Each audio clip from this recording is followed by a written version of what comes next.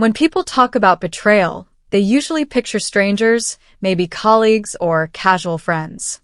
But they forget that the deepest wounds, the ones that never truly heal, come from the people you trust most. My name is Claire Donovan.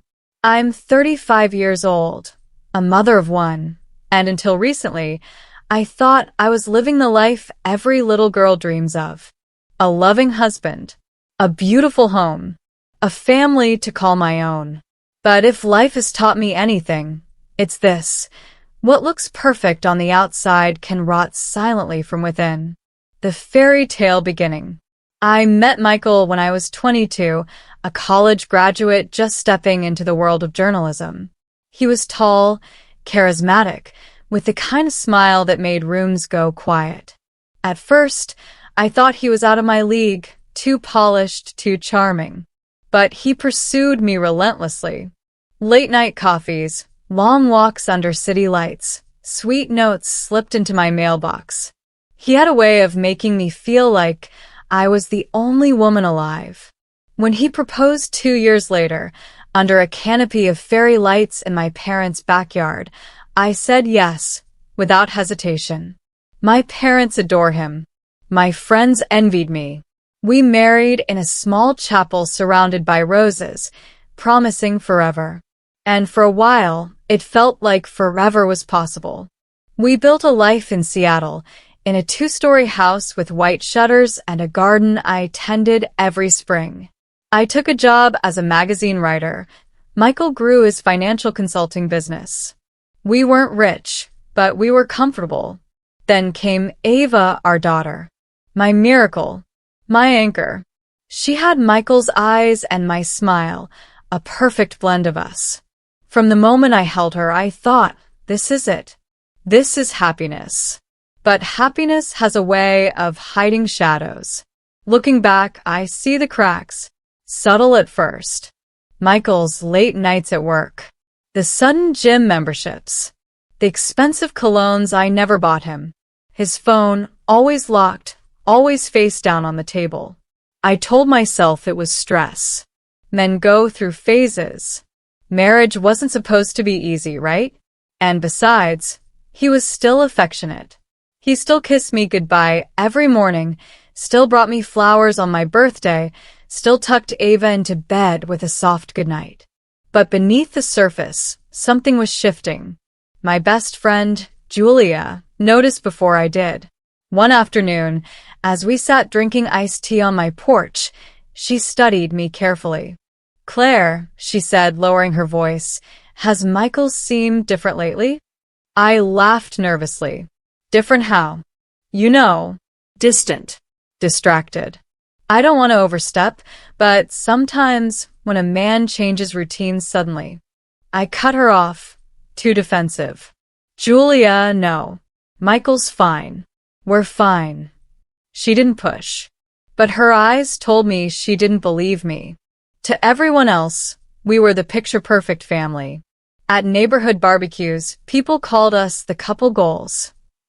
On social media, I posted photos of our trips, our anniversaries, our smiles. The comments rolled in. Such a beautiful family. You two are so lucky. This is real love. And I clung to that illusion, even when my gut whispered otherwise. Because admitting the truth meant admitting that my dream, the life I had built brick by brick, was nothing more than a fragile glass house. And glass houses? They shatter. One night, Michael came home late again. Ava was already asleep, the house quiet except for the ticking of the kitchen clock. I had made his favorite dinner, roasted chicken with rosemary potatoes. It sat cold on the counter, untouched. When he walked in, his tie loosened, his shirt wrinkled. I smiled weakly. Long day. He kissed my cheek absent-mindedly. Yeah, sorry. Lots of meetings. I nodded, though something in his tone felt hollow. Later, as he showered, his phone buzzed on the nightstand. Normally, I respected his privacy. But that night, something in me shifted. I picked it up. The screen lit up. A message preview appeared. 5 words that froze my blood. Can't wait to see you. My hands shook. My throat went dry. It wasn't from me. I placed the phone back before he noticed, but in that moment, my world cracked. The man I thought I knew, the life I thought I had, all of it began to unravel. That night, as I lay in bed beside him, listening to his steady breathing, one thought repeated in my mind like a mantra. He's lying to me. And worse, I will find out the truth. But what I didn't realize then was that the truth wouldn't just break me. It would rebirth me. And from those ashes, I would rise with fire in my veins. Because betrayal doesn't end with tears. It ends with revenge. The message haunted me. Can't wait to see you. It glowed in my mind every time Michael smiled at me. Every time he tucked Ava into bed.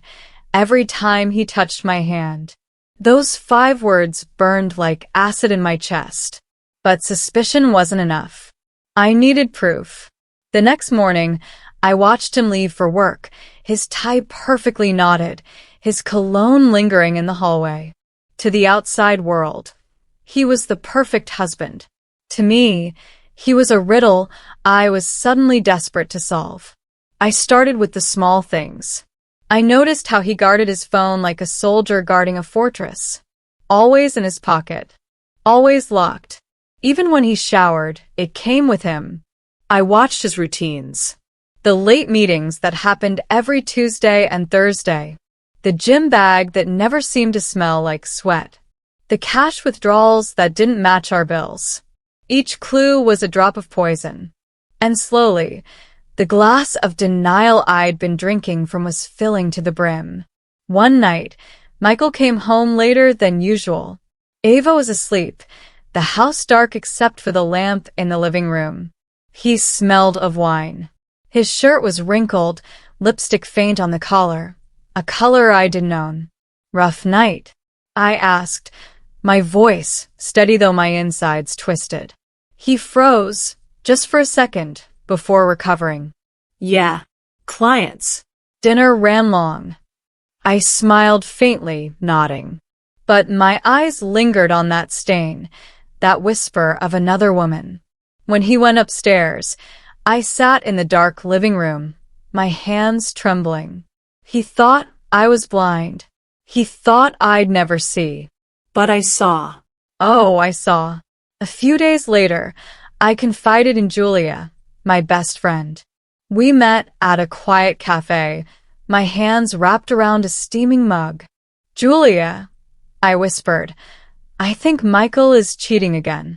Her eyes widened. Again? I nodded, my throat tight. Do you remember Rachel from his office? Julia grimaced. How could I forget? You almost left him then. Almost, I said bitterly. But he begged. He promised it was over. And I believed him. Julia reached across the table, squeezing my hand.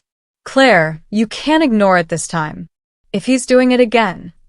I cut her off, tears welling. I need proof. I can't just accuse him. Not without proof. Julia's voice softened. Then get it. Don't let him gaslight you again. Her words rang in my ears all the way home. Proof. That was what I needed.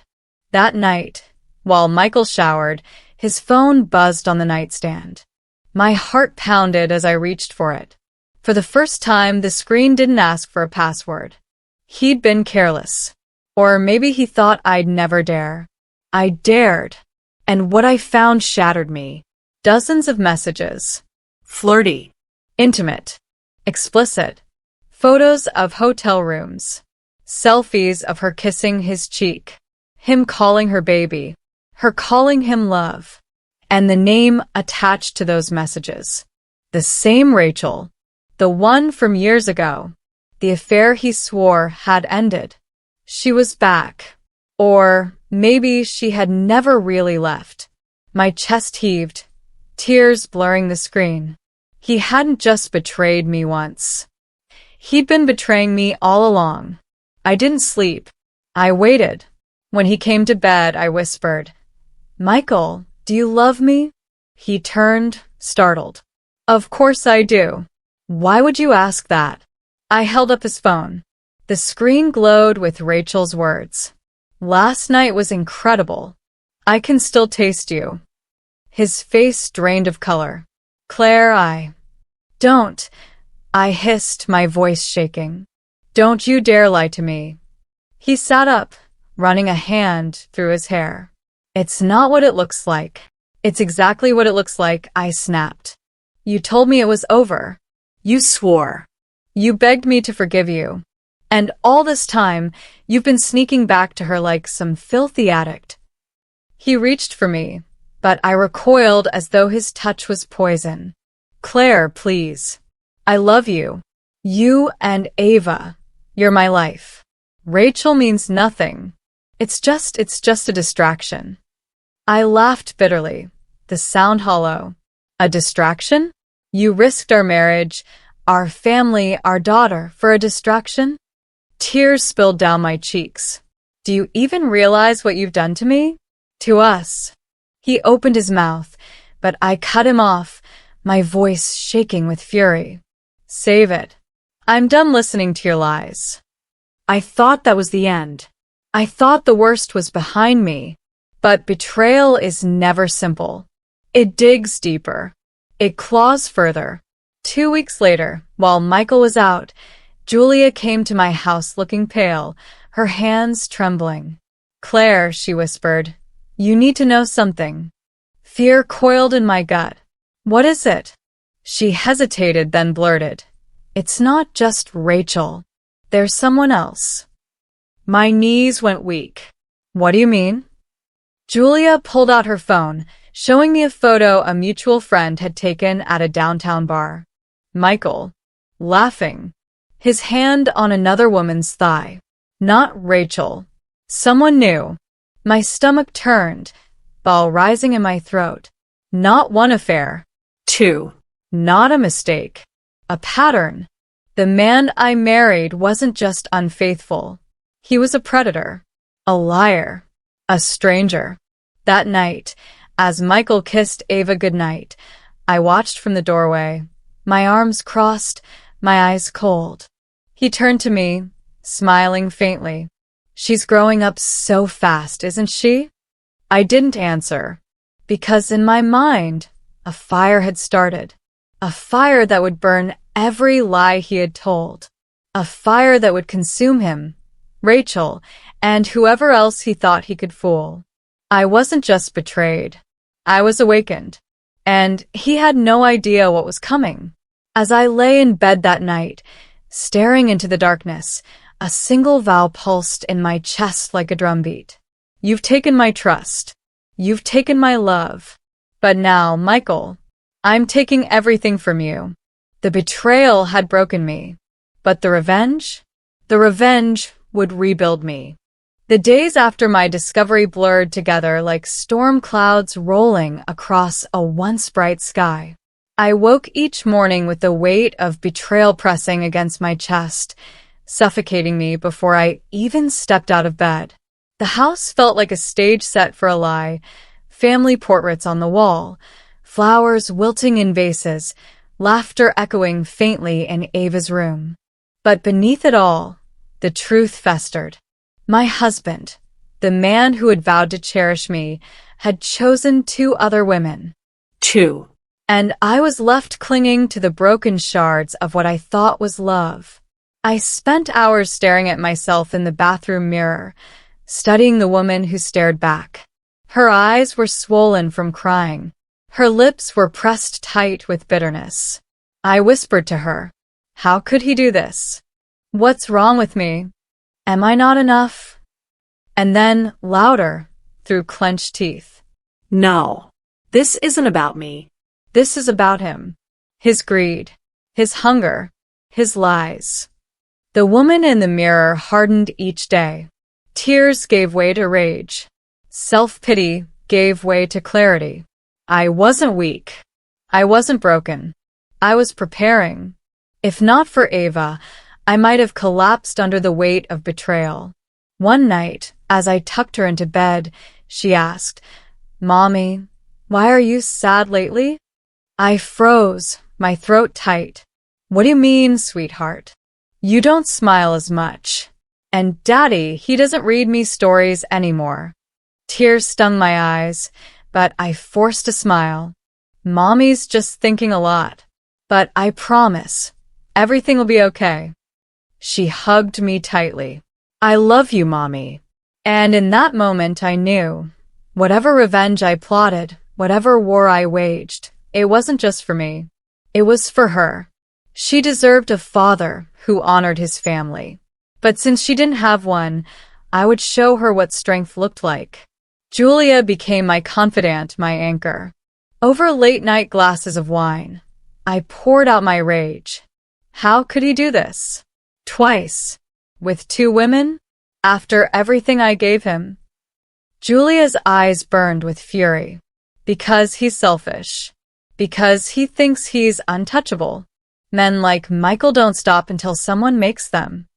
I looked at her, my voice low. "Then maybe it's time I make him."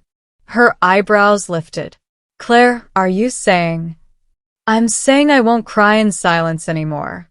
He betrayed me in the cruelest way. And I'm going to make him regret it." Julia leaned closer, whispering, "Then plan it. Don't rush. Make it count." And just like that, my path was set. At first, the ideas were small. Petty. What if I canceled his credit cards? What if I smashed his laptop? What if I told Rachel and the other woman about each other? But those thoughts felt like splashing water on a raging fire. I needed something bigger. Something permanent.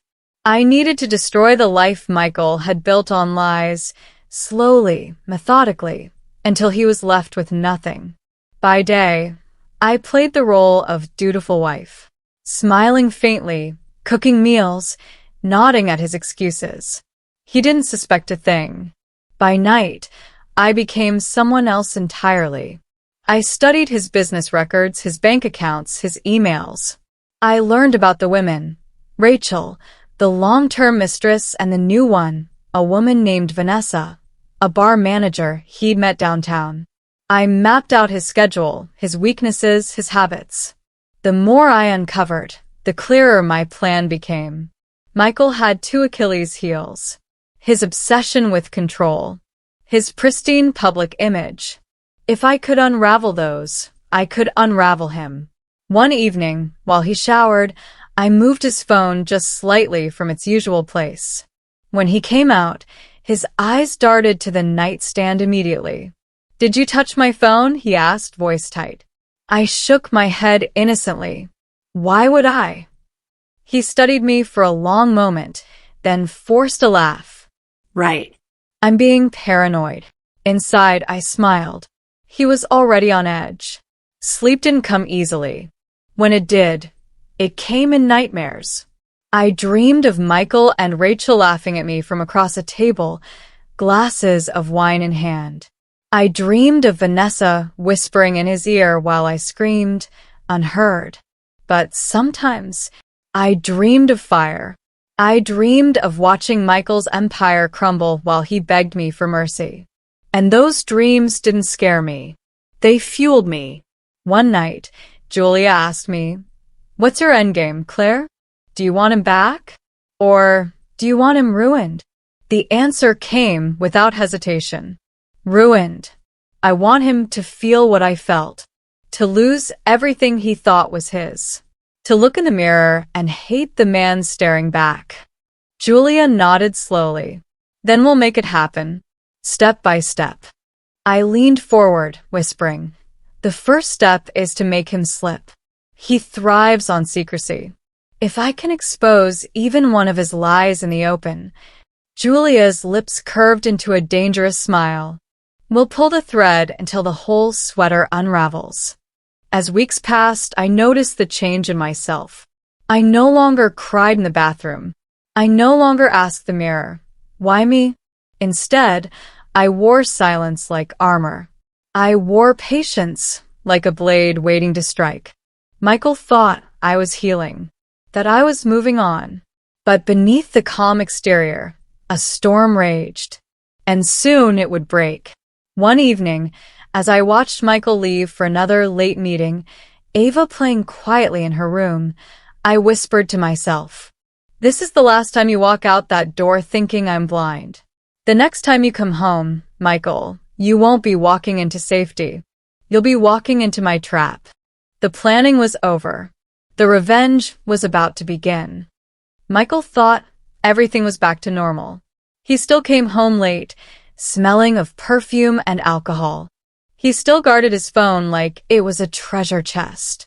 He still kissed Ava goodnight with the same rehearsed tenderness. But what he didn't know was that every late night, every secret text, every lie was now a weapon I sharpened against him. And I was ready to strike. I crafted an anonymous email. To Rachel, I sent screenshots of Michael's text to Vanessa. The flirty lines, the promises, the hotel bookings. To Vanessa, I sent proof of his long-term relationship with Rachel. No commentary, no explanations. Just truth, delivered like a knife between the ribs. Within days, both women confronted him separately. I listened from the top of the stairs one night as he raged into the phone. "Rachel, calm down. It's not what you think." Then later, "Vanessa, please. She means nothing to me. You're the one I love." His voice cracked with desperation. I smiled in the dark. For the first time, Michael wasn't in control. Michael thrived on reputation. To neighbors, to clients, to family, he was the golden husband, the successful businessman. So I struck where it would sting most. His image. At our neighborhood barbecue, I pulled Rachel aside. I didn't introduce myself as his wife. I just whispered, "If you want to know the truth, follow him next Thursday. Hotel Fairmont, room 304. Her eyes narrowed, suspicion blooming like wildfire. Then, as Michael stood chatting with his colleagues, I saw Rachel storm across the lawn and slap him across the face. Gasps rippled through the crowd. Neighbors whispered. His colleagues looked stunned.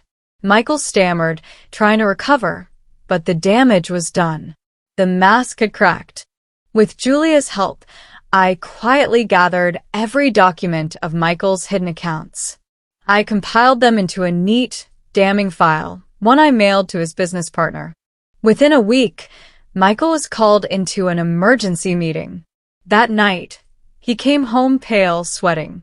"They're accusing me of fraud," he muttered, slamming his briefcase down. I don't know how they found out. I bit my tongue to keep from laughing, because I knew exactly how. By now, Michael was unraveling. Rachel had left him. Vanessa blocked his number.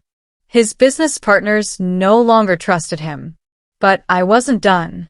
I created a private account on social media and began leaking pieces of the puzzle, screenshots of his texts, photos of him with other women, anonymous posts that spread like wildfire in our community. Soon, whispers turned into rumors. Rumors turned into truths. "Did you hear about Michael Donovan? I thought he was the perfect husband. 2 affairs? And fraud? Disgusting." Everywhere he went, eyes followed him. The golden boy had turned into a pariah. Through it all, I protected Ava. She was too young to know the details. But one night, as Michael tried to tuck her in, she turned away. "I want Mommy," she whispered. He looked crushed, his hand falling limply to his side. I watched from the doorway, my heart both breaking and swelling. He had betrayed me. But in the end, his betrayal cost him something far greater, the trust of his daughter. The last step was legal. I filed for divorce. But not before I gathered every shred of evidence, affairs, hidden accounts, fraudulent dealings. My lawyer called it the cleanest case he'd ever seen. When Michael was served, he stared at me with hollow eyes. "Claire, please, don't do this. We can fix it." I met his gaze coldly. "You didn't think about fixing it when you were with them. This marriage died the moment you lied. Now it's your turn to feel the loss." He collapsed into a chair, his face in his hands. For the first time, he looked small, powerless. And I felt free. In the weeks that followed, Michael's life crumbled completely. His business reputation shattered. Clients left him. His mistresses were gone. His friends distanced themselves. And his family, Ava and I, moved on without him. Neighbors whispered about his downfall. Some pitied him. Others relished it. But me? I felt nothing but a cold satisfaction. He had played with fire, and I had become the inferno.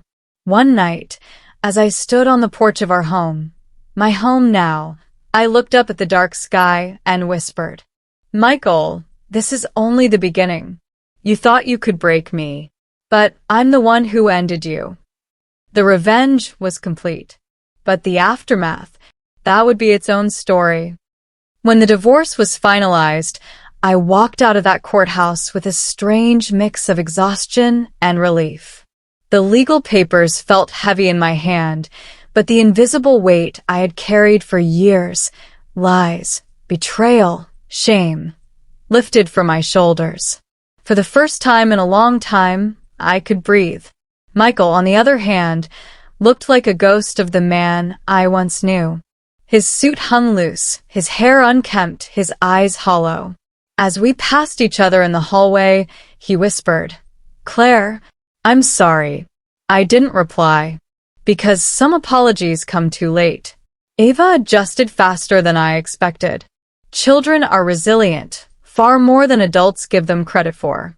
One evening, she crawled into my lap and whispered, "Mommy, are we happy now?" Tears stung my eyes, but I smiled. "Yes, sweetheart. We're happy now." And in that moment, I realized something important. Revenge wasn't just about punishing Michael. It was about protecting Ava from the toxic cycle he would have dragged us through forever. Word spread quickly. Michael's business collapsed. His partners filed lawsuits. Rachel moved to another state. Vanessa blocked him entirely. Everywhere he went, whispers followed. "That's him, the one with the affairs." He lost everything, didn't he? Can you believe what he did to his wife? The man who once thrived on admiration was now suffocated by disgrace. That was his karma. And it was far worse than anything I could have planned. Months later, I stood before the mirror again. But this time, the woman staring back wasn't broken. She wasn't questioning her worth. Her eyes were steady. Her lips curved into the faintest smile. She had survived. And more than that, she had conquered. If betrayal had taught me one thing, it was this. Love without respect is nothing. Trust without loyalty is poison. And when someone shows you who they are, believe them. I had ignored the warning signs. I had given Michael chance after chance. And each time, he had chosen betrayal. So when it was my turn to choose, I chose strength. I chose revenge. And I chose freedom. To anyone listening, if you've ever been betrayed, if you've ever felt the sting of lies cutting deeper than knives, remember this. You are stronger than you think. Pain can break you, or it can build you. And sometimes, the sweetest justice isn't screaming or fighting. It's silence. It's patience. It's letting karma do its work while you rise from the ashes. As for me, I walked away not as a victim, but as a survivor, as a woman reborn. And that, in the end, was the greatest revenge of all.